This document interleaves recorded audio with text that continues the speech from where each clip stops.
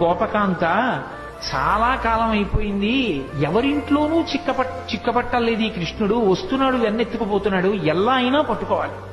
యశోద మా అబ్బాయి అలాంటి తప్పులు చేయడం మాని కదా అంటోంది, రెడ్ హ్యాండెడ్ గా పట్టుకున్నాడంటారే, అలా వెన్న చేత్తో ఉన్న కృష్ణుడిని పట్టుకోవాలనుకో అని కావాలని కడవ తీసుకెళ్లి గుమ్మం దగ్గర పెట్టి వస్తాడుగా. భలే దొరికారా వీళ్ళు ఎవరో అనుకుంటాడు. వస్తాడు, కూర్చుని అలాగో గోపికలు లేరు, ఈ ఇంట్లో పిచ్చేళ్లు బయట పెట్టి వెళ్ళిపోయారని చెప్పి చక్కగా తీసుకుని ఆ నోట్లో పెట్టుకున్నాడు. పెట్టుకోగానే గోపిక వచ్చి పట్టుకుని ఆ కృష్ణుణ్ణి చూసింది. ఎవరు పిల్లాడా నువ్వు? తెలుసు కృష్ణుడని. ఎవరు నువ్వు అని. ఆయన ఏమనాలి? నేను కృష్ణుణ్ణి అనాలి. ఆయన కృష్ణుణ్ణి అనలేదు. బలానుజహ, బలరాముడి తమ్ముడు అన్నాడు. మధ్యలో ఆయన ఊసేందుకు?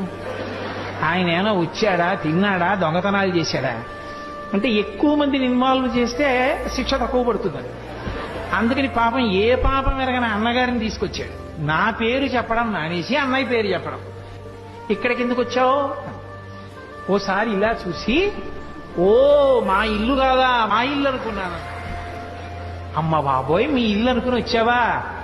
ఇంత నిజంగా గుండెలు తీసిన బంటూరా నాయన నువ్వు అనుకుంది.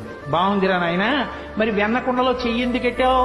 ఎందుకమ్మా అంత గట్టిగా ఊరికే ఏంటి ఎందుకు వెన్న కుండలో చెయ్యెట్టావు?